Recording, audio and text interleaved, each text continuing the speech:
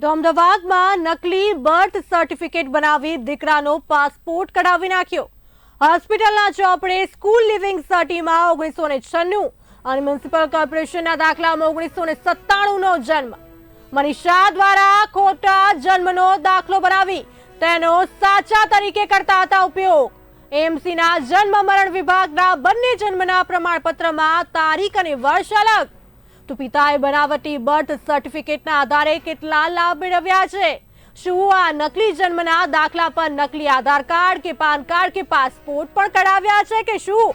Gaekwad police સ્ટેશનમાં FIR નોંધવાઈ અને કાયદેસરની કાર્યવાહી કરવા દિવ્યાંગ ઓઝાને લેખિતમાં સૂચન।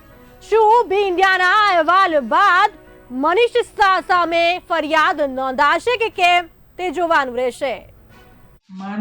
મનીષભાઈ શાહ ના જે 2 જન્મના પ્રમાણપત્રો આપવામાં આવેલા છે તેના અનુસંધાને અમોને જે પત્ર મળેલ છે તેના અનુસંધાને જે ખોટું પ્રમાણપત્ર છે તેને રદ કરવા માટે નિયમોની કાર્યવાહી કરવા માટે અમે સંબંધિત જન્મ અને મરણના રજિસ્ટ્રાર શ્રી અમદાવાદ મ્યુનિસિપલ કોર્પોરેશનને મે મહિનામાં જણાવવામાં આવેલ છે। એ તમામ ડોક્યુમેન્ટ વેરીફાઈ થયા પછી નક્કી કરવામાં આવે। અમે મે માસમાં તેમને મેલ દ્વારા જણાવવામાં આવેલ છે।